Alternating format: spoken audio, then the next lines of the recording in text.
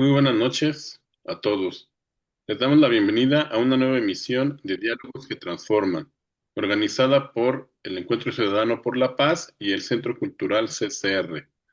Hoy nos convoca un tema profundamente actual, del grito a la conquista. Conquistar desde la conciencia. Una reflexión sobre este momento decisivo en que la indignación se convierte en acción ética, estratégica y transformadora.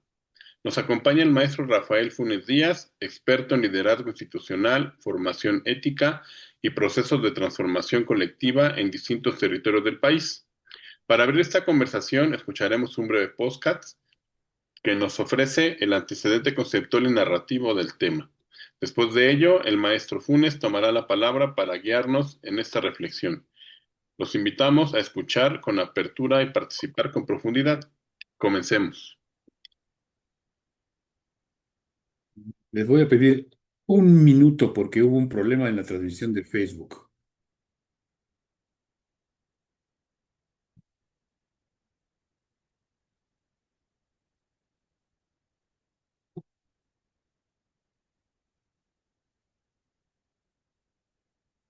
Bueno, disculpen lo que pongo el audio que les quiero presentar, porque parece que tuvimos ahí un pequeño problema con la transmisión a Facebook.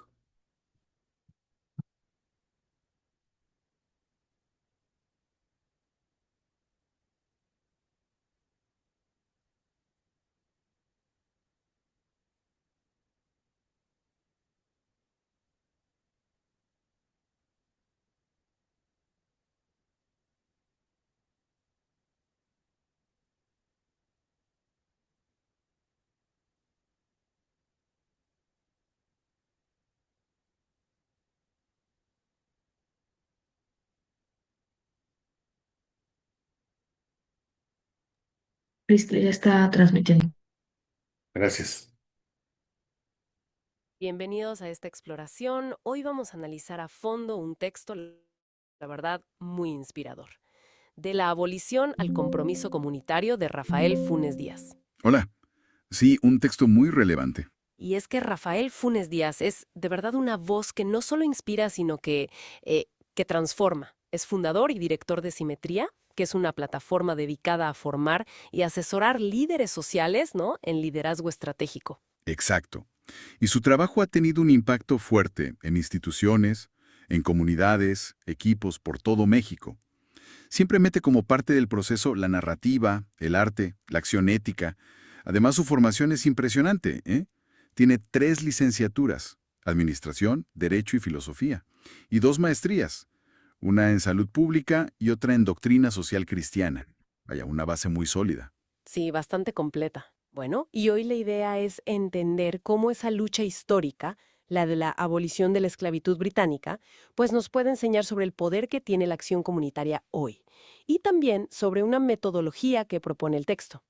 Claro, y esa conexión histórica es clave. El texto usa la abolición británica como un ejemplo, un parteaguas, digamos. Muestra cómo ciudadanos organizados, con convicciones éticas muy fuertes, pudieron cambiar un sistema.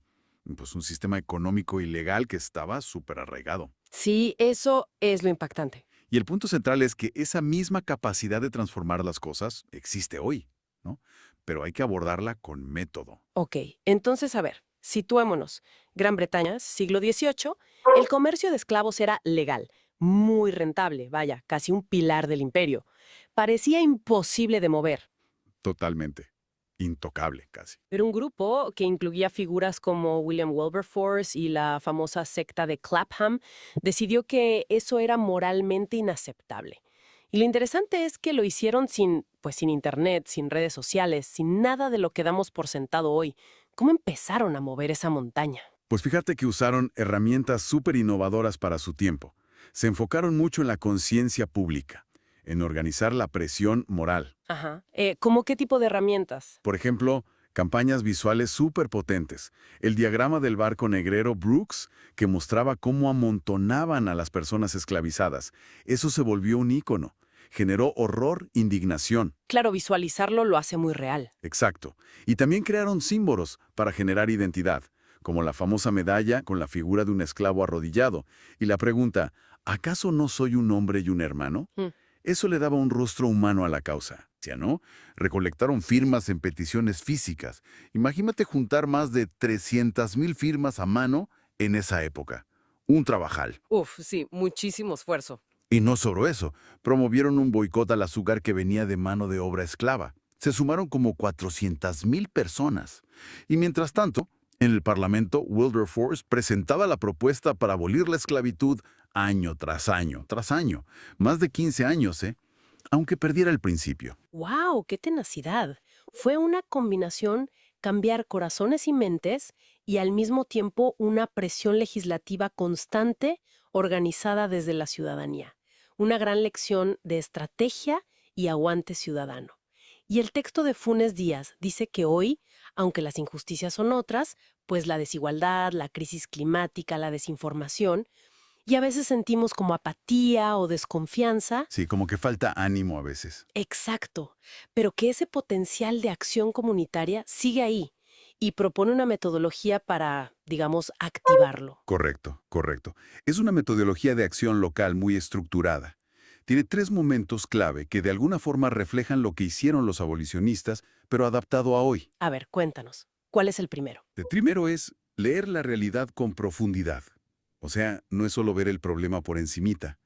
Implica escuchar activamente a la comunidad, identificar no solo las broncas y las heridas, sino también las fortalezas, los recursos que a veces están ocultos. Ponerle atención especial a las voces que casi nunca se escuchan. Como un diagnóstico profundo pero participativo. Exacto. Muy parecido a cómo los abolicionistas tuvieron que entender la opinión pública y dónde podían presionar. Ok, entendido. Y después de esa lectura, El segundo momento es discernir colectivamente. Aquí se trata de procesar juntos todo eso que se encontró, integrar el análisis ético, la memoria histórica de esa comunidad, las convicciones que comparten. Es definir entre todos los principios que van a guiar la acción y cuál es el sentido común de lo que se quiere lograr. como encontrar el para qué juntos. Justo. Muy similar a cómo los abolicionistas enmarcaron su lucha en valores morales universales. Y el tercer momento es actuar corresponsablemente. Ya es pasar de la reflexión a la acción concreta, poner acuerdos claros, compromisos que se puedan verificar y darle prioridad a procesos que duren en el tiempo, no solo a eventos aislados. O sea, traducir la voluntad en acciones sostenibles, como las peticiones y el boicot que mencionabas. Así es donde se materializa el esfuerzo colectivo. Esta metodología suena muy enfocada en cómo organizar esa voluntad colectiva. Y esto me lleva a otro punto del texto que me llamó la atención, la idea de poder, que a veces suena como algo negativo, pero aquí se le da otro enfoque, ¿verdad? Sí, totalmente. El texto propone ver el poder no como algo malo en sí mismo, sino de forma neutra, como la capacidad de hacer que las cosas sucedan, la capacidad de actuar, digamos. Exacto. Y hace una distinción que me parece muy útil.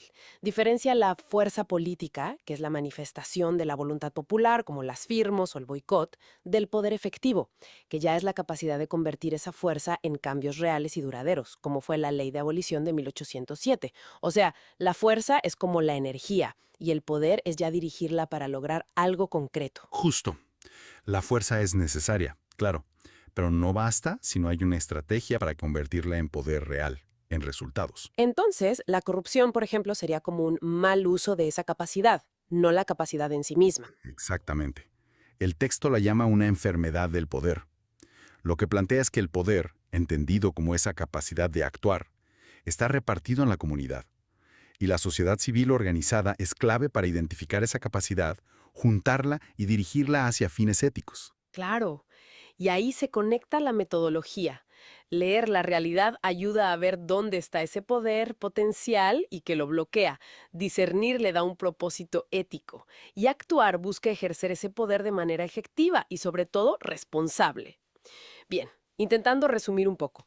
Lo que nos muestra tanto la historia de la abolición como esta metodología es que la acción ciudadana, cuando se organiza, cuando se basa en principios éticos claros y es persistente, de verdad tiene la capacidad de generar cambios profundos, incluso frente a sistemas que parecen, pues, inamovibles. Precisamente. Ese es el mensaje central, creo yo. Y quizá el punto de partida no es tan complicado como a veces pensamos. ¿A qué te refieres? Bueno, para cerrar, me gustaría dejar una idea que resuena mucho del texto. A veces creemos que para cambiar las cosas se necesitan planes enormes, recursos ilimitados. Sí, como que nos abruma la escala. Exacto, pero chance empieza en otro lugar, en algo más fundamental. Como lo dice Rafa, el cambio social no comienza con un plan, comienza con una conversación. Una conversación. ¿Sí? Una conversación genuina, una que nos permita reconocernos unos a otros como personas dignas, capaces y necesarias para construir algo diferente, juntos. Ojalá esta charla inspire justo ese tipo de conversaciones.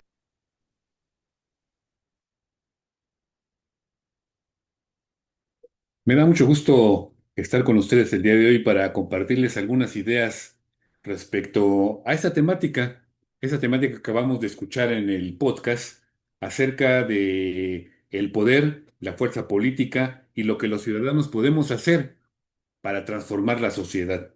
Porque es posible así como lo lograron los abolicionistas de Inglaterra, como vamos a ver el caso ahora de solidaridad en Polonia.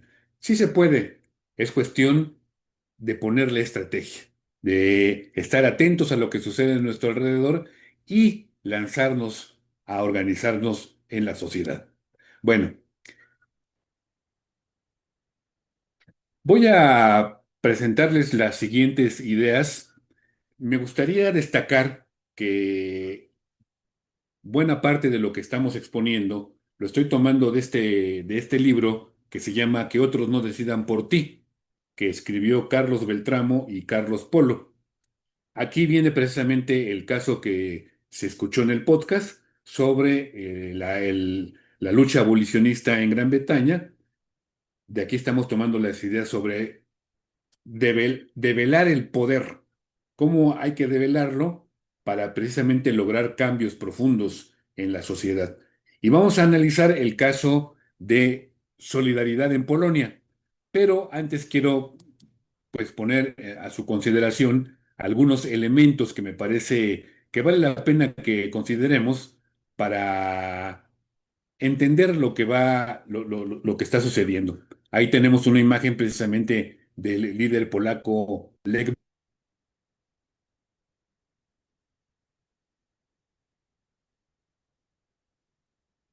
Muy bien, aquí está. Entonces, nos vamos a embarcar en este análisis histórico, pero antes entonces queremos establecer los elementos del lenguaje, comprender la naturaleza más profunda y más invisible de lo que significa el poder. Entonces, en esencia, definimos el poder no como una mera posesión de un cargo, el ocupar un espacio, sino como la capacidad de lograr que las cosas sucedan, que las cosas pasen. Es la facultad o competencia que alguien tiene de mandar o ejecutar. Es el medio que utiliza la política para conseguir su fin. Y hay aquí tres verdades cruciales que tenemos que tener presentes. Primero, el tema de la moralidad del poder. El poder es en sí mismo moralmente neutro. No es intrínsecamente bueno ni intrínsecamente malo, sino que depende del uso que le damos. Puede ser usado para producir buenas cosas, si es utilizado con cuidado y con buenas intenciones, o puede ser corrompido, si se usa de manera inadecuada para fines malos.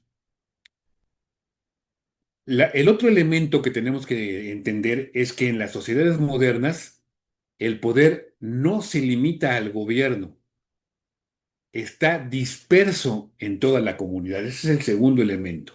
El primero entonces es la moralidad, el segundo es que está disperso en la comunidad y la tercera que es la de la transformación. El poder es en esencia la capacidad de transformar la realidad.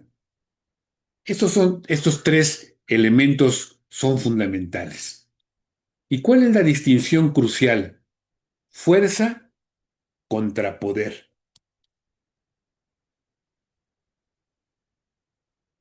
Para el ciudadano que busca el cambio, es fundamental distinguir entre la fuerza, la influencia y el poder.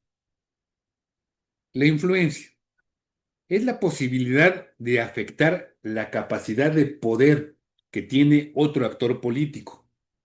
El objetivo de la influencia es modificar las decisiones de quienes toman decisiones. Por otro lado, la fuerza política es una cuota de influencia, es un estado intermedio en el camino hacia el poder. La participación ciudadana en las calles o el hacer ruido es una forma de generar fuerza política, pero es un medio, no es el fin último. Y el poder, como decíamos, es la capacidad real de lograr que las cosas sucedan. Y aquí viene el otro asunto, el camino a la transformación. Aquí está la clave para entender cómo los movimientos sociales realmente cambian la historia. Un actor puede sumar mucha fuerza política, pero si no es capaz de transformarla en poder, es decir, en capacidad para hacer que las cosas pasen, pues no es efectiva. El objetivo del actor político es lograr que su cuota de fuerza política se convierta en una cuota de poder. Esto implica que la ciudadanía debe ser capaz de cristalizarse en resoluciones gubernamentales o legislativas. Para que el ciudadano logre este poder de transformación y consiga que se haga aquello que se plantea, el proceso exige tres acciones estratégicas. La primera es organizarse. Los ciudadanos deben organizarse y unirse para lograr influir. El segundo es influir en las decisiones, buscar incidir en el tomador de decisiones respecto a un problema específico. Y el tercero, afrontar el riesgo. Hacerle sentir a los que toman decisiones una alerta suficiente para que comprenda el riesgo de no atender la demanda. Y esta es una parte crucial, como lo iremos viendo también en el caso que presentaremos de solidaridad. En este caso aplicaremos estos conceptos a la épica de solidaridad en Polonia y observaremos cómo la sociedad organizada transformó la fuerza política latente en un poder real, ejerciendo un esfuerzo constante de la voluntad para lograr un cambio en la realidad. Presten atención al mecanismo de la conversión en el caso polaco, pues nos enseñará cómo la resistencia ética se convierte en el motor más poderoso de la transformación. Hoy no solo recorreremos la historia de este acontecimiento, sino que utilizaremos su lucha como el prisma más claro para desvelar y comprender la naturaleza profunda del poder político, entrelazando sus hitos con los conceptos fundamentales que definen la capacidad de lograr que las cosas pasen. Lo haremos en un tono motivador, pues la historia de solidaridad es, ante todo, una declaración de la inquebrantable resistencia ética de la sociedad organizada.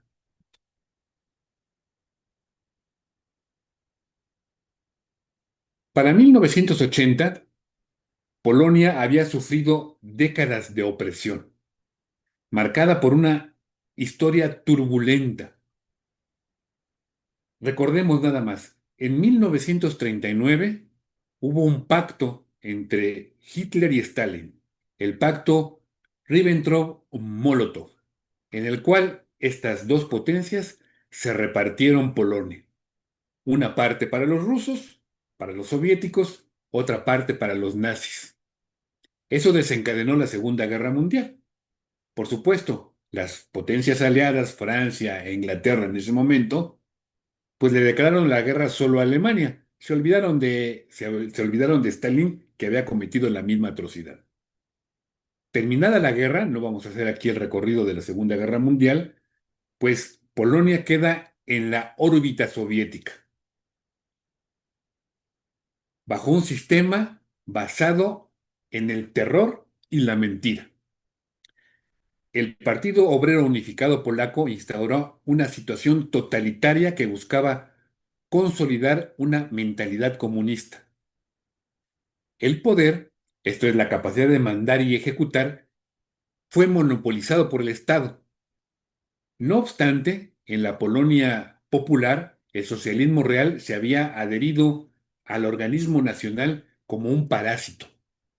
Si bien la confrontación fundamental no era sólo entre el poder y la sociedad, sino entre la ideología comunista y la conciencia nacional. El sistema se sustentaba en la hipocresía y el consentimiento para la mentira.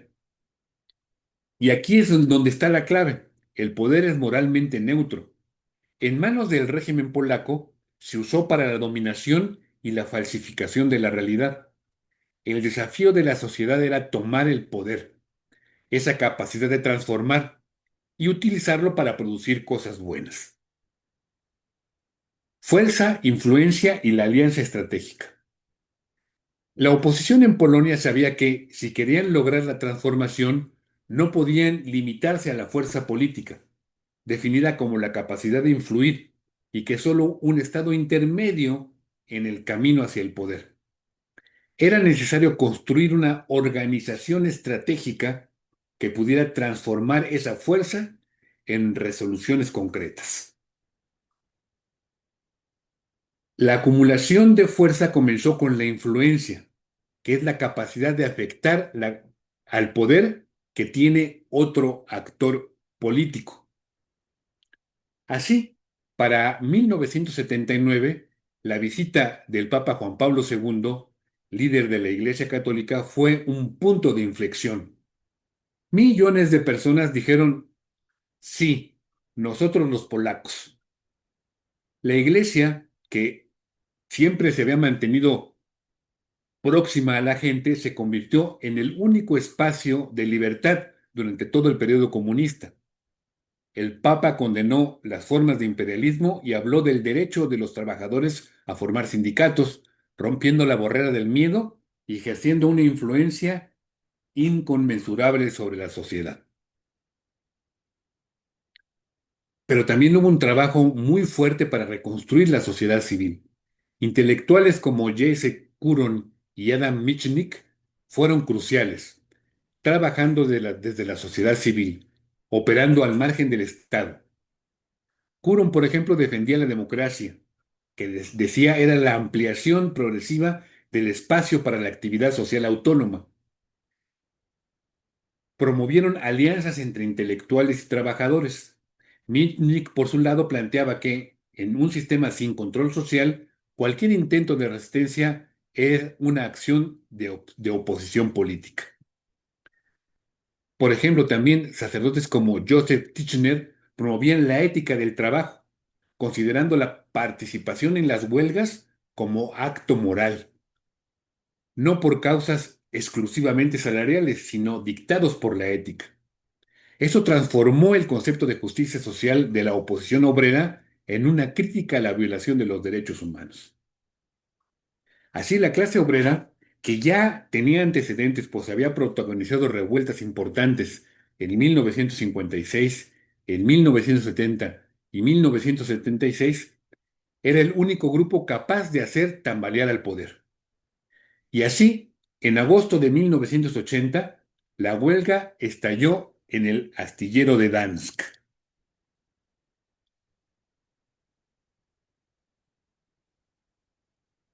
Dirigida por el joven electricista Lech Walesa. Walesa y sus compañeros consiguieron por primera vez que un régimen comunista cediera ante un impulso obrero que exigía reivindicaciones no estrictamente socioeconómicas. El elemento más importante que utilizaron contra la situación fue la práctica de la solidaridad. Y aquí viene el elemento que les decíamos, la organización estratégica, la fuerza política en marcha. La clase obrera era el único grupo capaz entonces de hacer tambalear el poder. El 17 de septiembre de 1980 se estableció el Sindicato Autónomo e Independiente, NSZZ por sus siglas en polaco, Solidaridad, registrándose oficialmente el 10 de noviembre. En solo unos meses, a principios de 1981, ya contaba con 10 millones de afiliados, incluyendo a más del 10% de los asalariados. Déjenme hacer aquí un pequeño arreglo en la configuración. Listo. Así, Solidaridad fue un movimiento nacional que abarcó todas las esferas de la vida, una oposición común a la alienación del régimen comunista. Era un movimiento patriótico, cristiano y a su manera socialista, aunque no procapitalista, pero era ante todo antiestatal. Lograron expresar claramente sus reivindicaciones, rebatir el discurso del poder y reducir la frustración, facilitando el diálogo. Fue un movimiento de masas, un movimiento nacional que, como dije, alcanzó en pocos meses 10 millones de afiliados. Este movimiento basado en la solidaridad se convirtió en una cuota de fuerza política inmensa. Pero la fuerza, como manifestarse o hacer ruido, es solo un medio. El objetivo es que se transforme en poder. La conversión de la fuerza en poder, la resistencia ética y la dignidad. Solidaridad demostró que la lucha no era solo por condiciones materiales. Decían, no hay pan sin libertad, sino por la defensa de la dignidad humana, la justicia, la verdad y la democracia. Esto transformó la protesta económica en una protesta social y moral. Así, este movimiento, esta fuerza política fue ganando espacio hasta que en 1980 se logra el Acuerdo de Dansk, la cristalización del poder. Fue el hito que marcó la conversión de la fuerza política en poder, resultado de la negociación entre los huelguistas y el gobierno. Fue un hito histórico. Si bien aceptaban la constitución polaca y el papel que tenía el Partido Unificado Obrero Polaco, también definía con precisión la creación de sindicatos libres y el derecho de huelga. La sociedad polaca transmitió dos grandes aspiraciones: que el poder dijera la verdad y que los ciudadanos pudieran participar en la toma de decisiones. Solidaridad encarnaba un poder como capacidad de transformación, organización y resistencia ética. Su principio era la no violencia. La consigna de la época era la revolución autolimitada, la opción de presionar al gobierno desde fuera sin tomar parte en las instituciones estatales. Por primera vez, el régimen comunista cedió ante el impulso obrero. Lograron que las cosas sucedieran. Al firmarse los acuerdos de Dansk, la fuerza de la movilización ciudadana se cristalizó en resoluciones gubernamentales, definiendo la creación de sindicatos libres. El movimiento logró que las cosas sucedieran fuera del control totalitario del partido. Operó con el mensaje de la no violencia. Como dijimos, el impulso de solidaridad abarcó todas las esferas de la vida. Pero en diciembre de 1981, ante el avance que traía el movimiento, el general Jaruzelski, que era el jefe del Estado polaco, determinó establecer la ley marcial, ejerciendo la máxima facultad de ejecutar para aniquilar la resistencia con fuerza. Sin embargo, el fervor de solidaridad, ese poder ciudadano desvelado y organizado, duró muchos meses, 16 en total. Aunque la actividad de la sociedad civil había estallado, el gobierno no experimentó un movimiento análogo. El 13 de diciembre de 81, ante la amenaza creciente y el temor a la desestabilización, el general Jaruzelski decretó entonces la ley marcial. le quitó a la sociedad la posibilidad de una autotransformación imprescindible. La ley marcial fue un auténtico drama. Miles de personas fueron arrestadas y la resistencia organizada y conspirativa no podía sustituir la acción propositiva. Sin embargo, Solidaridad no fue aniquilada. La ley marcial demostró ser solo una interrupción de un proceso de democratización de largo aliento. Vemos ahí en la presentación, en el centro, los tanques del ejército patrullando las calles, imponiendo la ley marcial. Y entonces empieza un largo proceso de 1982 a 1988. El sindicato continuó funcionando en la clandestinidad en una estrategia de resistencia. El objetivo inmediato de la resistencia clandestina era la de derogar la ley marcial y el restablecimiento del derecho de reunión y asociación. Se desarrolló una guerra de posiciones pacífica, basada en la autoconciencia, la disciplina y, ojo, la organización descentralizada de la sociedad. Esto lo consideraron necesario para evitar que un movimiento centralizado fuera desarticulado por el régimen o por una posible intervención soviética. Se produjo una explosión de prensa clandestina, difundiendo información veraz y sirviendo como foro de análisis político y social. Pero sobre todo la persistencia ética. La Iglesia Católica mantuvo un papel fundamental. Tras la ley marcial, Juan Pablo II, el Papa, envió una carta a Jaruzelski pidiendo el fin del derramamiento de sangre. La Iglesia demostró además su solidaridad con la nación polaca. Los niveles inferiores de la jerarquía eclesial, como el padre Popieluszko, párroco asociado a Solidaridad, se convirtieron en portavoces del descontento, organizando, por ejemplo, misas patrióticas y exaltando la libertad. El asesinato del padre Popieluszko en 1984 por oficiales de la policía polaca fue un evento que desató fuertemente una gran solidaridad popular y su martirio no hizo sino es reforzar el espíritu de solidaridad, que se recordaba como algo indestructible. La fuerza moral del movimiento, respaldada por el Nobel de la Paz otorgado a Wałęsa en 1983 y el apoyo internacional, incluyendo a figuras como Juan Pablo II y comités que se construyeron en muchos países, incluido México, mantuvieron viva la esperanza y la conciencia colectiva de que la situación polaca no era invisible para el resto del mundo. Aquí nos viene al caso lo que acaba de suceder con el otorgamiento del premio Nobel a la venezolana, a la líder venezolana, precisamente en una circunstancia no igual ni parecida, pero sí análoga a lo que sucedió en aquellos años con Lech Walesa. Esta interrupción violenta ilustra lo que decíamos, que el poder se corrompa. La corrupción ocurre cuando el poder es usado de manera inadecuada para fines malos. El sistema totalitario que ya se basaba en el terror abusó de su capacidad coercitiva. El asesinato del padre Popieluszko en 1984 fue un ejemplo del uso del poder para fines que buscaban desestabilizar y sembrar el miedo. Sin embargo, Solidaridad no fue aniquilada.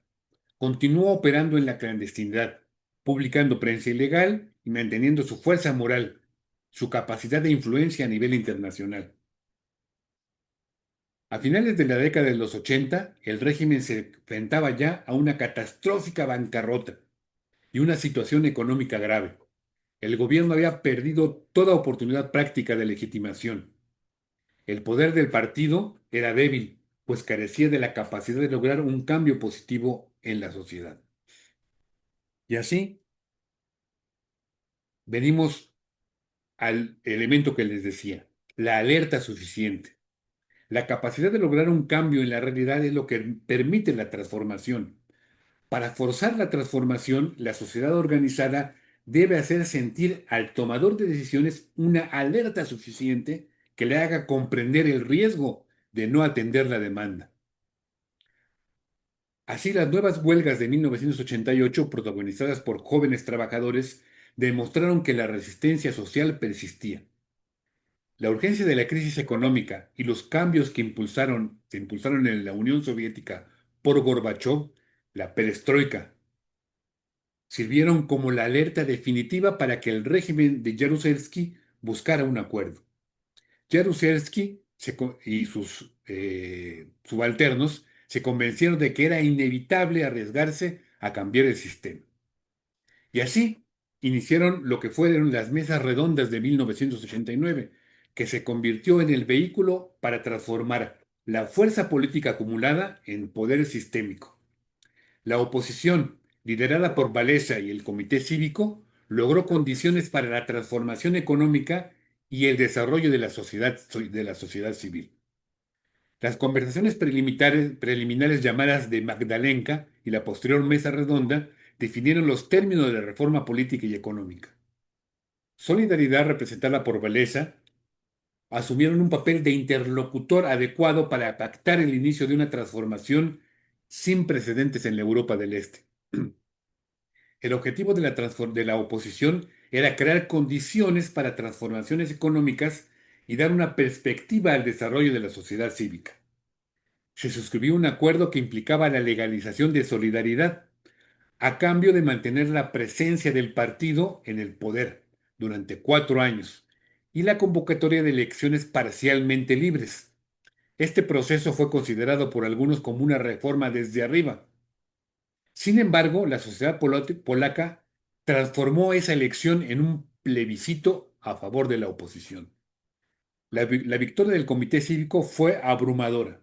Ganaron todos los escaños elegibles del Senado, 99 de 100, y casi todos los escaños disponibles de la Cámara Baja, que era el 35%. El resultado obvio fue que la sociedad rechazó no solo el sistema de gobierno, sino la noción misma de transición, como la había concebido el partido. La sociedad había conseguido organizarse en torno a valores que el sistema totalitario había prohibido por completo. Este triunfo redujo a cenizas la premisa del partido gubernamental.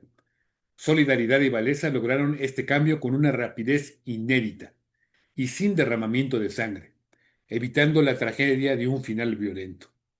Así se conformó el primer gobierno democrático en el bloque comunista, pavimentando el camino a la transformación de Europa Central, el camino de la dictadura del partido a la democracia, es decir, la transformación de la organización totalitaria en un partido normal, había comenzado.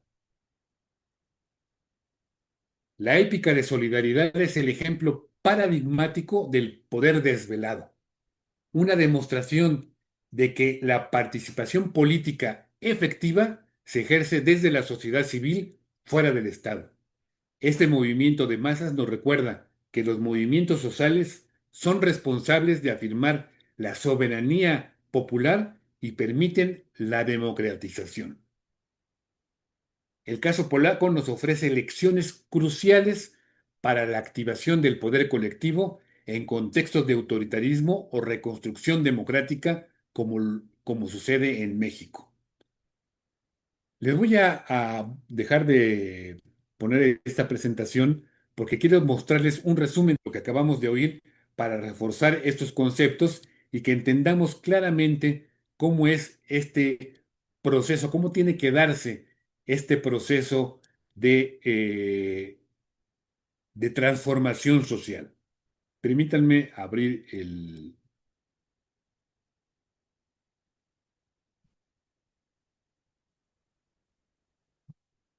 el video y presentárselos. Casi siempre que escuchamos la palabra poder, nos imaginamos algo, no sé, como lejano, ¿verdad? Algo que tienen los políticos. Permítanme. Ahora sí. Es, como dije, una síntesis de lo que estamos... creo que no están viendo el... Permítanme un segundito.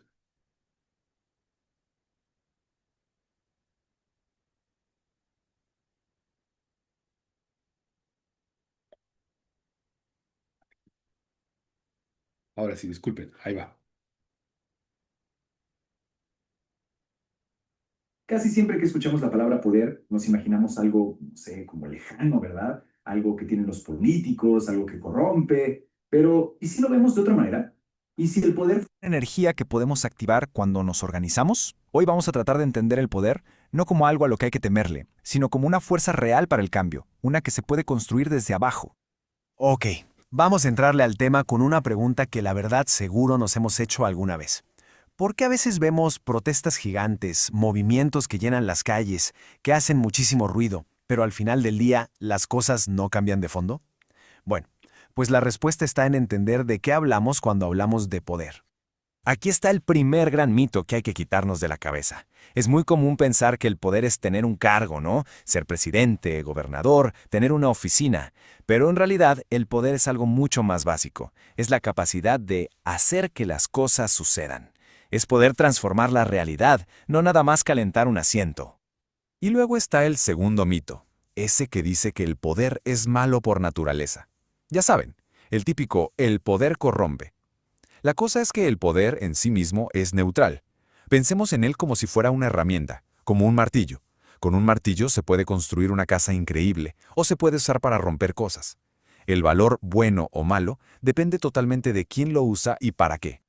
Entonces, si de verdad queremos entender cómo se logran los cambios, necesitamos como un mapa, un marco de referencia. Vamos a llamarle el ABC de la transformación. Es una forma sencilla de ver cómo una idea se convierte en acción y finalmente en una nueva realidad. Todo empieza con la letra A, la influencia. ¿Qué es esto? Es la capacidad de afectar las decisiones de quienes ya tienen el poder. Es como susurrarles al oído, presentarles argumentos sólidos, convencer a quien toma las decisiones. Es el primer paso y tiene que ver con las relaciones. Después viene la B, la fuerza política. Aquí es donde entra todo el ruido del que hablábamos. Las marchas, las campañas en redes, la gente organizándose. Es la energía colectiva, una demostración masiva de que muchísima gente quiere algo. Pero, y aquí está el punto clave, la fuerza política es un medio, no es el objetivo final. Es, digamos, una etapa intermedia. Y por último, llegamos a la C, el poder. El poder es la meta, es la capacidad real, tangible de hacer que las cosas pasen. Es cuando todas esas demandas, impulsadas por la fuerza política, se convierten en algo concreto. Una nueva ley, un cambio en una política pública, una decisión de gobierno que ya no se puede echar para atrás. Es el resultado final. Si lo vemos así en esta tabla, todo cobra sentido, ¿no? La influencia busca modificar decisiones. La fuerza política demuestra la voluntad colectiva para presionar por ese cambio. Y el poder es la capacidad, ya en la mesa, de implementarlo. Es un camino, una progresión, no pasa todo al mismo tiempo. Así que si tuviéramos que quedarnos con una sola palabra de todo esto, sería esta: conversión. Este es el concepto más importante de nuestro análisis. La conversión es ese proceso, ojo, estratégico y planeado de transformar toda la energía de la fuerza política en el poder real. Y no ocurre por arte de magia, requiere un plan. Y bueno, ¿cómo se logra esa conversión? Se puede resumir en 3 acciones estratégicas. Primero, claro, organizarse, unir a la gente para construir influencia. Segundo, enfocar toda esa presión en un tomador de decisiones específico, no disparar para todos lados. Y tercero, y esto es crucial, generar una alerta tan grande que la autoridad entienda que el costo de no hacer nada es mucho más alto que el costo de ceder. Esto puede sonar muy teórico, pero hay un ejemplo histórico que lo ilustra a la perfección. Vámonos a la Polonia de finales de los años 70 y 80 para conocer la historia del movimiento Solidarność. Es de verdad un caso de estudio perfecto de este ABC en plena acción. Para ponernos en contexto, aquí tenemos una línea de tiempo muy rápida. En el 79, la visita del Papa Juan Pablo II, que era polaco, enciende una chispa. Para 1980, una huelga en unos astilleros en Gdansk lo cambia absolutamente todo. Luego, claro, vino una represión durísima con la ley marcial. Y, finalmente, en el 89, las negociaciones que llevaron a elecciones libres. Este fue el escenario donde la fuerza se convirtió en poder. Mucho antes de las huelgas masivas, se construyó una base de influencia impresionante. La Iglesia Católica, por ejemplo, se convirtió en el único espacio de libertad y ayudó a romper el miedo colectivo. Los intelectuales formaron una alianza clave con los trabajadores, que al final eran el único grupo que podía hacer temblar al régimen comunista. Y lo más importante, la lucha se planteó desde un núcleo ético, era por la dignidad humana. Y toda esa influencia se transformó en una fuerza política monumental. Para que nos demos una idea, a principios de 1981, el sindicato Solidarność tenía 10 millones de miembros registrados. 10 millones. Eso era más del 80% de toda la fuerza laboral de Polonia. Esto ya no era un grupito de inconformes, era una nación entera organizada. Pero el poder de Solidarność no venía solo de cuántos eran, sino de su mensaje. Este lema, no hay pan sin libertad, lo resume todo a la perfección. No estaban peleando solo por mejores salarios, estaban luchando por la verdad, por la justicia, por la dignidad. Esta base moral hizo que su movimiento fuera imparable. ¿Y aquí? Aquí está el momento exacto de la conversión.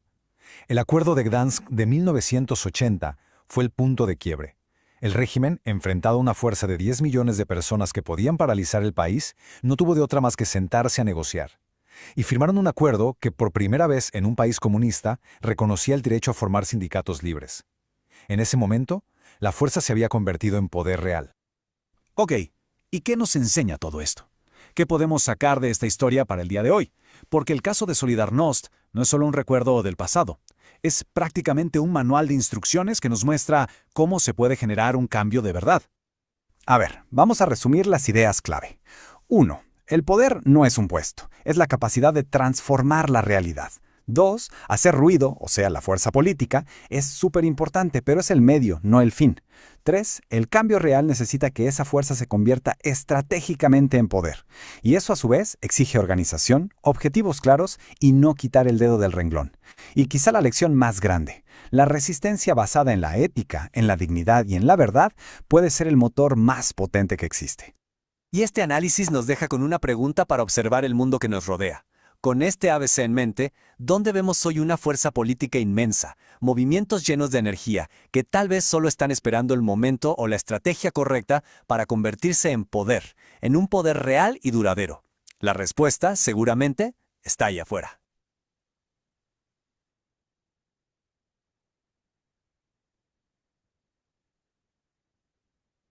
Pues para concluir, voy a simplemente hacer una referencia rápida a lo que yo creo que es necesario hacer en México. La necesaria organización autónoma primero. Al igual que solidaridad, el poder ciudadano en México debe mantener su independencia de los actores políticos tradicionales. La fuerza debe residir en la base social, creando una red que defienda valores como la dignidad y la verdad.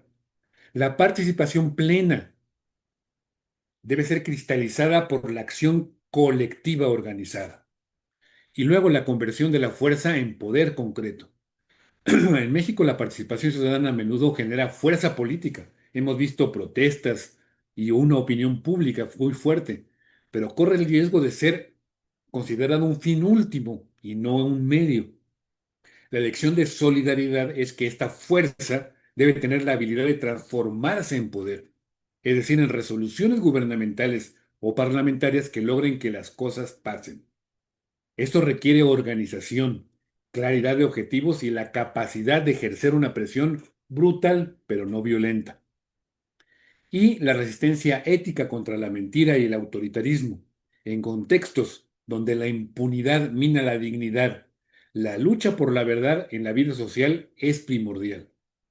Polonia demostró que el poder ciudadano se consolida cuando la sociedad deja de tolerar la mentira y exige transparencia, rompiendo con el monopolio informativo y la hipocresía que paralizan la razón y el corazón. Es un proceso efectuado por la actividad humana. No es cuestión de mejores o peores proyectos, sino de que definamos una actitud hacia el sistema, un sistema de valores común. Lo que finalmente decidirá el destino de una nación será el esfuerzo de las voluntades que permita crear los principios de conducta capaces de transformar el mundo. El poder desvelado no es una utopía, es la consecuencia de la solidaridad organizada y la resistencia ética. Es hora de que esa capacidad latente en la sociedad se manifieste plenamente en la reconstrucción democrática. Muchas gracias, eso es lo que quería poner a su consideración y pues bueno, estamos aquí para entrar al debate, a la discusión y a las preguntas. Gracias, Rafa. Una plática tan interesante. Y pues tenemos aquí a los invitados en la sala de Zoom. Les pedimos que, como siempre, Levanten la mano, por favor, para hacer alguna pregunta, ¿no? Hay en reacciones. ¿Alguien tiene alguna pregunta? Aquí Paco abrió su video, no sé si quiere tomar la palabra. ¿Quieres decir algo, Francisco Nieto? Activa tu micrófono, por favor. Buenas noches. Ya te escuchas. ¿Sí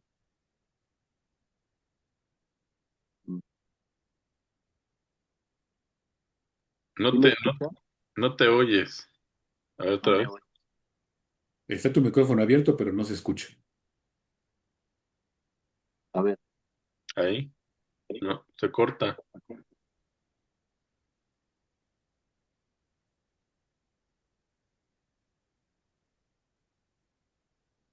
¿allí me escucha?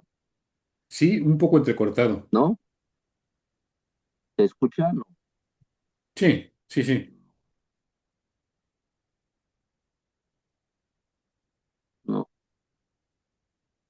A ver, Sí, sí se no. escucha, Paco, sí se escucha. A ver, si hablas, a ver si se puede escuchar.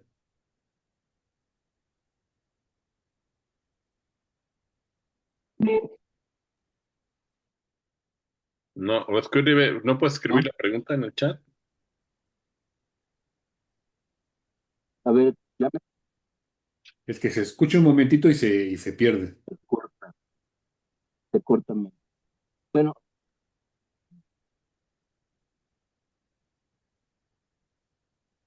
No, no se está yo escuchando. digo,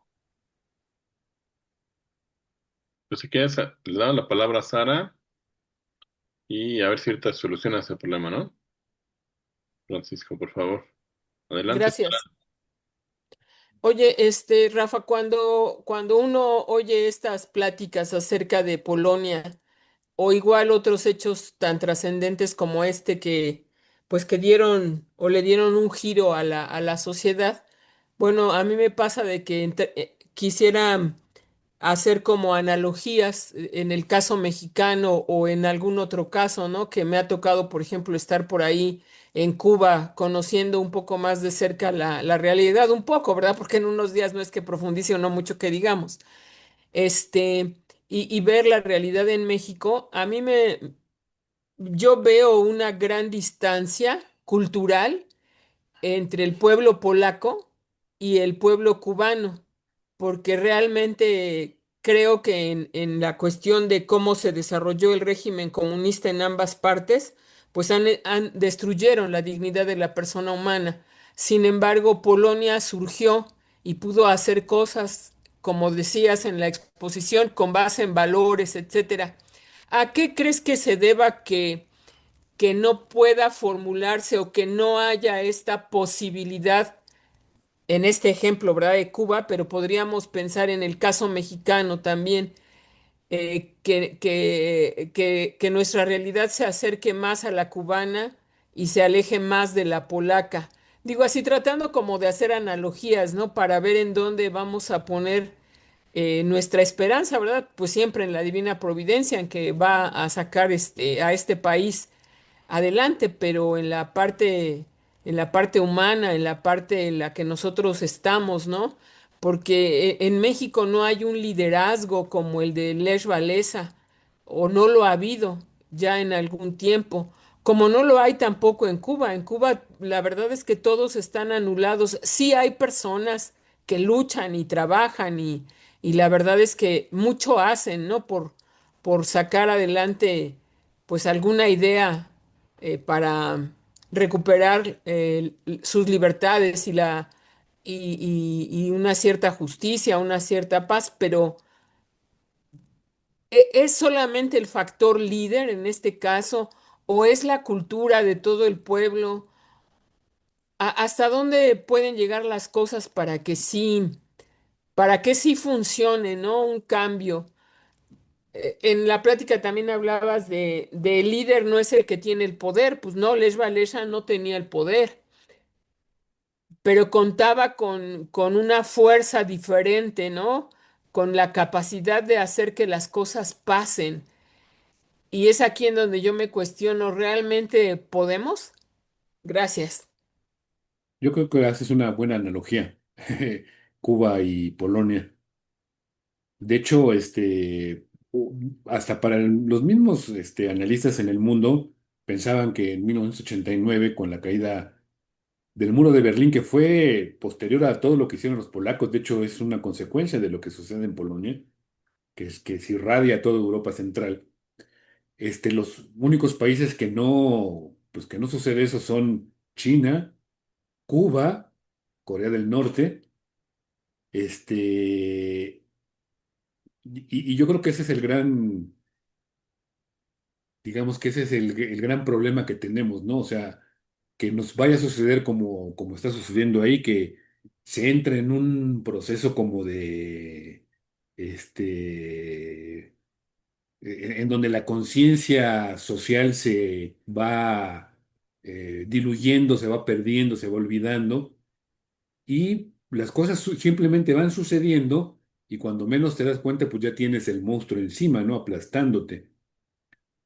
Don Isaac Guzmán Valdivia, que fue un gran pensador digamos que en el ámbito del pensamiento social cristiano, él escribió un libro que se llama Los valores de nuestra nacionalidad. Y precisamente don Isaac en ese libro habla de dos momentos históricos que fueron muy graves para México, en el sentido de que sucedió precisamente eso, que digamos la conciencia nacional, ese espíritu de tratar de cambiar las cosas para bien, se vio amainado, y él en particular hablaba de la época del desarrollo estabilizador en México, un periodo en el que hubo éxito económico. O sea, la gente, bajo las circunstancias de aquellos años, 50 y 60, pero sin embargo, el bienestar económico logró una estabilidad tal que, vamos, no había forma de reaccionar, no se reaccionaba ante eso. O sea, solo pequeñas minorías que hacían su batalla. Quiero mencionar, por ejemplo, como el Partido Acción Nacional, pero que no tenía eco, precisamente porque digamos que la circunstancia que se vivió hacían que se generara esa apatía social, que se rompe, o digamos que se empieza a transformar cuando, a partir del 71, con Luis Echeverría, rompe con el esquema del desarrollo estabilizador, entra en un proceso de desmoronamiento que provoca que pues que se empiece a generar una nueva conciencia, pero que dura muchos años. Eso es otra cosa que hay que tener presente. Estos cambios no se dan de un día para otro, ni de un año para otro. El proceso de solidaridad, lo mencioné ahí, hubo hechos anteriores de los años 80 muy importantes, pero observemos, fue una década de organización, de lucha, de una ley marcial, de estar en la clandestinidad, y eso es lo que forjó la posibilidad para que después, y claro, también la conjunción de circunstancias externas, pero esas circunstancias externas por sí solas no hubiesen logrado el cambio. Este, Lo mencioné solo de rápido, el caso de Gorbachov, pero también pues jugaron un papel la dama de hierro Margaret Thatcher en Inglaterra, Ronald Reagan en los Estados Unidos, y por supuesto el Papa Juan Pablo II. Pero nada de eso hubiese sido suficiente si no hubiese sido por pues una década de lucha. Entonces, ¿qué es lo que yo veo en nuestro país?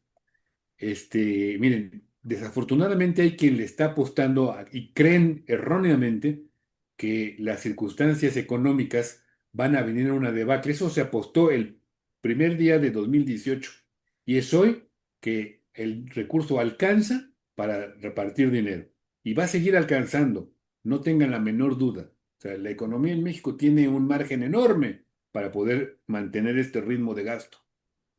con muchos problemas y a costa de muchas cosas. Y eso puede generar una situación, o está generando una situación de apatía, de conformismo, y es ahí en donde entonces entra la otra parte de los planteamientos que yo hago. Aquí hago solamente porque nos concentramos en el tema del poder, pero el otro es el asunto de los procesos y no de los espacios. O sea, si no nos damos cuenta como sociedad que tenemos que iniciar procesos de consolidación, de aglutinamiento de gente, de generar solidaridad, de generar cohesión para que en el mediano plazo se logren generar transformaciones. Si no apostamos eso y creemos que nada más es un asunto de llegar a ser diputados en el 2027, creo que va a suceder lo que está sucediendo en Cuba y lo que le sucedió en México en esa época de el desarrollo estabilizador. Pero yo creo que es una muy buena analogía. Oye, el tema, por ejemplo, que yo vi así en Cuba, ¿no? Dices, allá tardó 10 años, ¿no? O puede haber procesos muy largos. Yo vi una iglesia muy trabajadora. O sea, los laicos comprometidos de veras estaban comprometidos a nivel de reunir personas en las noches, de 9 a 12 de la noche, 1 de la mañana, que era cuando nosotros participábamos con ellos en diferentes cursos que se les daban de preparación pedagógica, básicamente, ¿no? Pero era una iglesia activísima, o sea, allí no hay medios de transporte, ahí no hay alimentos o un cafecito para el receso y que vamos a poner aquí un video, ¿no? Para que la gente se motive y vamos a poner pancartas para que vengan al curso, ¿no? O sea, gente súper trabajadora que va picando piedras y juntando de uno por uno a los asistentes a los eventos. Llegábamos a tener más de 80 personas en algunos de los grupos, ¿no? Cosa que está más que prohibida en Cuba. O sea, ahí donde dos o más se reúnen en mi nombre, uno es del Partido Comunista y al bote, ¿no? Entonces, una iglesia muy trabajadora. ¿Hace cuántos años fui? Pues yo creo que más de 30, pero no veo la confluencia de diferentes circunstancias que pudieran posibilitar un cambio en ese lugar, ¿no? O sea, la pobreza que veíamos, la apatía de muchos otros sectores, pero la iglesia trabajando, ¿no? Recuerdo que de regalito nos dieron unos CDs en aquel tiempo, era lo que era de moda, ¿no? Vamos a hacer un CD sobre la familia y lo vamos a repartir a las diferentes parroquias. Pues nos dieron a nosotros nuestro CD para que viéramos su trabajo. Tenían también una estación de radio y estaban apostados, pues, el grupo con el que fuimos, en este caso, ¿no? De los CDs que nos dieron, apostados en el tema de la pastoral familiar y con los que íbamos en lo general era de la educativa.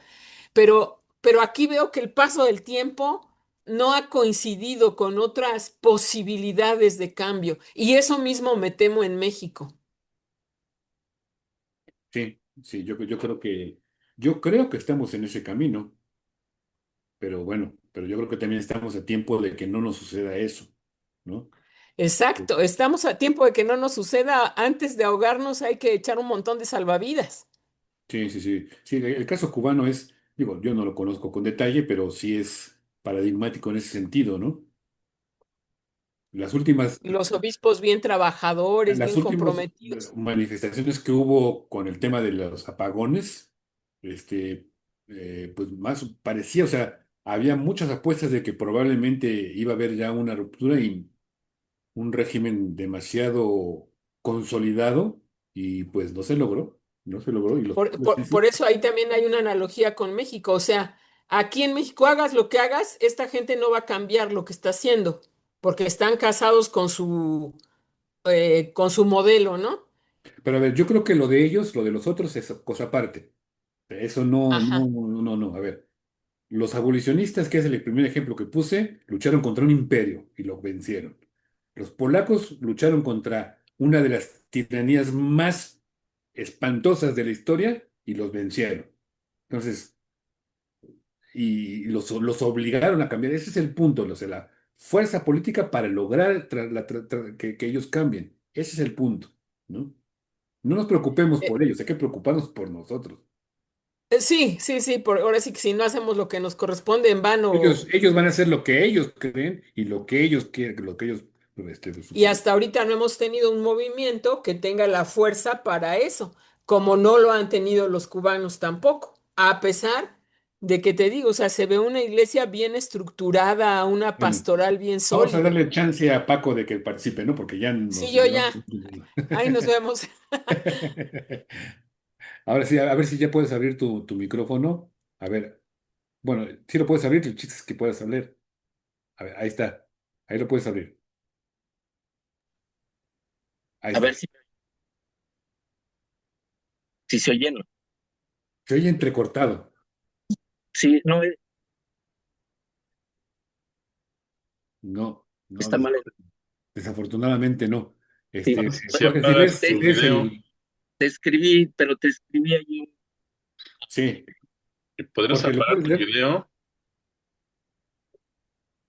Ah, ok. A ver si así. ¿Allí me escuchas? No, No, no. Y tengo que ponerlos. no se entiende. Pues, lee la pregunta, ¿no, Jorge? No la veo.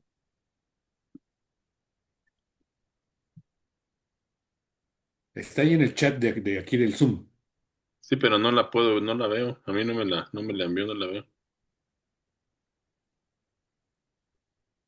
Bueno, la pregunta es la siguiente. Bueno, dice aquí que qué bueno que estamos difundiendo estos conceptos y nos pregunta, ¿qué tan factible es organizarlas de forma presencial con liderazgos, con presencia local o comunitaria? O sea, este tipo de charlas y discusiones. Pues yo creo que sí es muy posible. Es más, yo creo que es lo que tenemos que hacer. O sea, es la otra parte. Miren, algo que aprendimos en la pandemia es que estos medios son sumamente poderosos para difundir y para la difusión. Pero eso no quiere decir que no podamos o no debamos hacer la otra parte, porque la otra parte es fundamental para realmente organizar a la sociedad. Entonces, yo creo que es muy factible, pero es cuestión de que pueda darse esa conjunción de esfuerzos y organizativos para irlo generando, ¿no? Para irlo generando, para irlo haciendo, digamos, en la base, en tierra, con gente real que pueda agruparse y esté dispuesta a prepararse y a organizarse, ¿no? Yo veo un punto que no importa si son presenciales o en línea, el problema es el mismo, es que a veces nos quedamos en nuestro mismo círculo de conocidos y no lo podemos romper. Yo creo que para que esto funcione, o sea, para que esto que plantea Paco funcione, hay que romper esta burbuja para poder llegar a otros. De otra manera nos vamos a quedar en un espacio muy pequeño, pero sí, Paco, yo creo que es cuestión de organizarse y de tratar de romper la burbuja, seguir utilizando estos medios y también utilizar los medios presenciales. Ambos, yo creo que hay que hacer las dos cosas.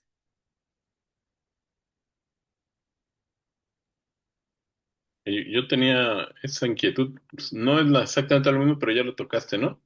A mí me parece que, por ejemplo, estás hablando de situaciones y de ejemplos históricos en los que hubo no sé cómo llamarle, un grupo mínimo de personas que influyó y que realizó un cambio, ¿no? Pero en nuestra sociedad mexicana yo no lo veo. O sea, actualmente la mayoría de las personas está cooptada por las ayudas y están muy conformes. O sea, yo no veo para cuándo la sociedad como te diré, hay muchas situaciones con las que muchas personas no estamos de acuerdo, pero a nosotros no les interesa, ¿no? No les interesa la cuestión de la educación en la escuela, eh, que no haya realmente una democracia, que estén desbaratando Yucatán X, o sea, son minorías. ¿Cómo? Y así no se puede movilizar a nadie, ¿no? Ni hacer actos de poder o movilizaciones. ¿Cómo le hacemos para que la gente, no sé cómo llamarle, comulgue con nuestras ideas, ¿no? despierte o se active, porque el problema es que como dices tú, es un grupo chiquito, cerrado, que dice, híjole, estos cuates nunca ha habido tanta corrupción, se están robando todo el dinero, no hay medicinas, pero no les ha llegado el agua al cuello, entonces están tranquilos. Yo creo que ese es un problema muy grave, ¿no? Sí, es un problema grave, porque es lo que decíamos, esta apatía, esta, digamos que pérdida de, pues el entusiasmo, porque el conformismo, pues se va extendiendo, ¿no?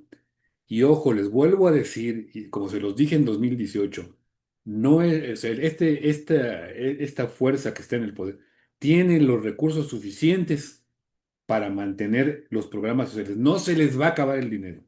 No se les va a acabar el dinero. Entonces, ese no es la apuesta. O sea, la apuesta no es de que mañana ya nos van a tener para repartir dinero. No, sí van a tener. Así como lo tuvieron ya 6 años, lo van a tener otros 6 y les alcanza para otros 10. ¿Por qué? Pues porque la economía mexicana es muy grande. Somos, si no me equivoco, la economía 17 del mundo. O sea, dinero hay a montones. Ahora sí que por dinero no paramos. Y el margen de maniobra que tienen es muy alto. Capacidad de endeudamiento. El dinero que tiene el Fondo Monetario para rescatar a México es, o sea, esto que le dieron a Milei para rescatarse ahora es de risa para de lo que México tiene dispuesto. Entonces, no le apostemos, esa no es el punto. El punto es que tenemos que generar una batalla ética, una batalla de, digamos, de comunicación, de estrategia ética para transmitir valores de una forma mucho más entusiasta, con mucha más fuerza y con mucho mayor alcance. Y poco a poco irlo creciendo. No va a ser de un día para otro, pero yo creo que sí se puede, como lo han logrado otros. Es cosa de empezar. Gloria está levantando Yo la le mano. levanto la mano. A ver, vamos a... Ahí le estamos dando el micrófono. ¿Puedes abrirlo? Adelante, por favor. Listo. Sí, buenas noches. Solo para comentar que a mí me ha pasado en el metro, bueno, el metrobús, haciendo fila para pagar impuestos en un centro comercial, que la gente se empieza a quejar y empezamos a comentar sobre lo mal que gobierna Morena y ya no hay gente que los defienda. Antes, en la elección presidencial que acaba de pasar, cualquier cosa que yo dijera, siempre saltaba alguien para defender a Morena. Ahora ya no. Y yo creo que ese es un avance, quizás mínimo, pero ya hay un avance. Que se están dando cuenta que no, que es benéfico por el dinero que reciben, se quedan callados, pero ya por lo menos no los veo tan fanáticos como los encontré en la campaña presidencial. Pues ojalá, ojalá y esto se pueda hacer más extensivo. Pero insisto, todavía sigue siendo una burbuja pequeña. Y lo muestran como muestra, ¿eh? No es que sea una bola de cristal. Las encuestas, por ejemplo, de opinión pública y demás, le siguen dando enorme favor, un enorme favor. Porque esa misma gente que se queja dice, ¿y para dónde volteo? ¿No? Y es ahí donde ya no te encuentras con que tampoco hay muchas opciones. Por eso hay que generarla a través de esto que estamos diciendo, ¿no? De los valores de la resistencia ética. A ver, ahí puedes abrir tu micrófono, ya está. A ver si Ya ahora sí. ahora, ya me oyeron. Un poquito mejor. Ahora, A ver, oye, bueno, mira, primero me parece. Y bueno, yo con esto yo no sigue, No se entiende. sigue sin estar. No, sigue estando cortado. no entiendo la causa. No te entendemos. A ver ahora, A ver, ahí ya. Ok, está. ok. Nuevamente, creo que el primero felicitarte por el esfuerzo que estás haciendo. Me parece que ya empezamos con esto, justamente, en el planteamiento que vienes haciendo. El asunto es ir desarrollando una estrategia que nos permita ir penetrando en los diversos segmentos en los que estamos. Coincido contigo plenamente en ir rompiendo la burbuja, pero también tendremos que ir privilegiando cuáles son los espacios en donde podemos avanzar más rápido. Y esa es la parte del primer trabajo previo. Los cursos de liderazgo sin duda aportan muchísimo, pero también creo que nos está haciendo mucha falta la difusión más contundente y tanto en redes como inclusive en medios de comunicación sobre los temas que nos relevantes para motivar la participación ciudadana.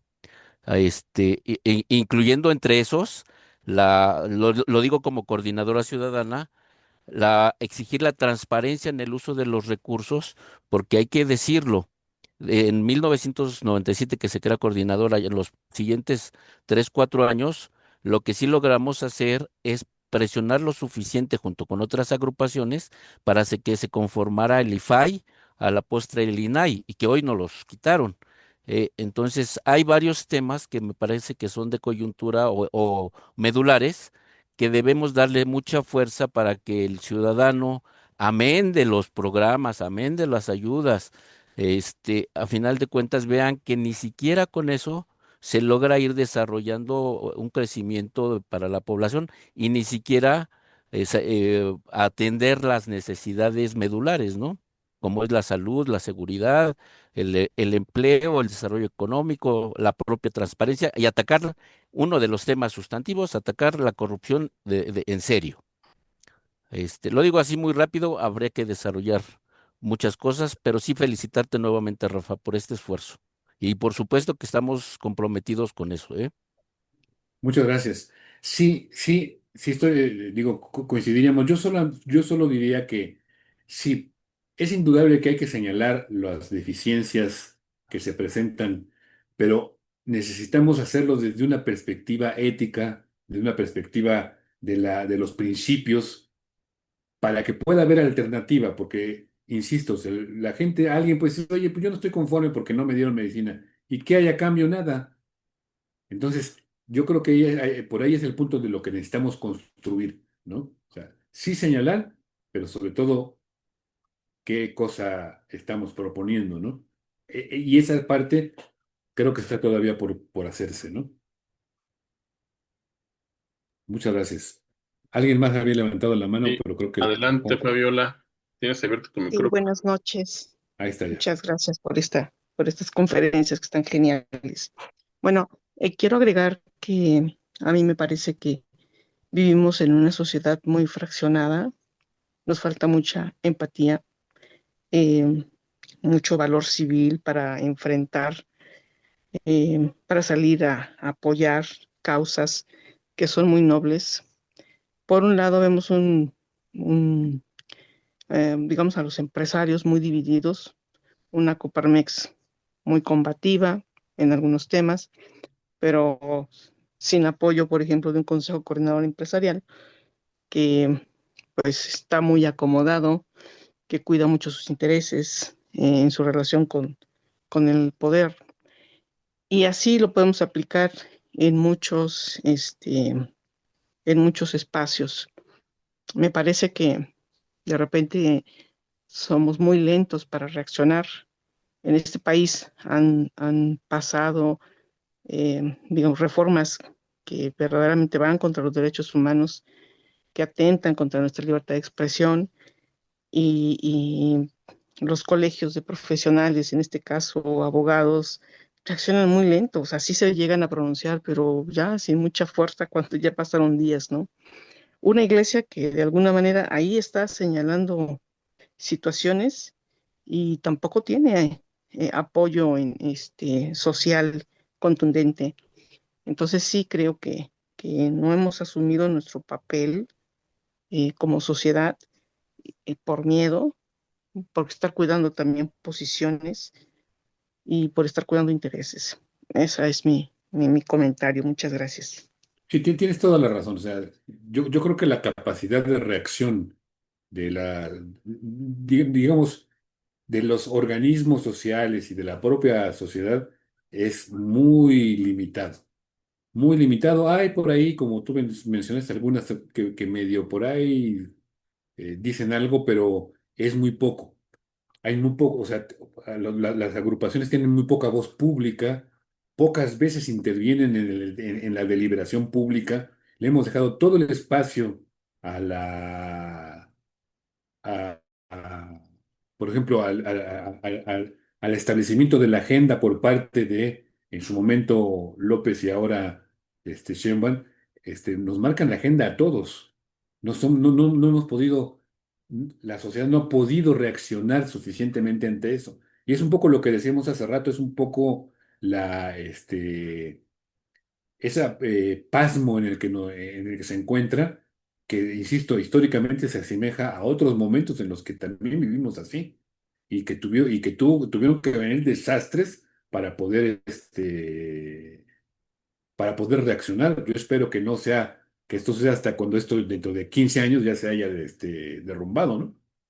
Pero tienes toda la razón, Pablo.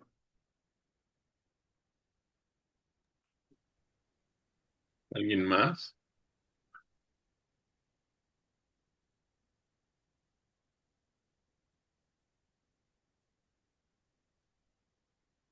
Bueno, pues si no hay más, yo les agradezco su atención, espero que haya sido de su interés, que no los haya aburrido mucho.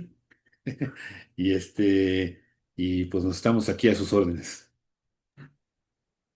Muchas gracias, Rafa. Pues comentarles, como siempre, que nos vemos, es un esfuerzo que ya lleva aquí 5 años, de estar tratando de proporcionarles eh, pláticas, conferencias de calidad, con gente que vale la pena escuchar, como ha sucedido el día de hoy.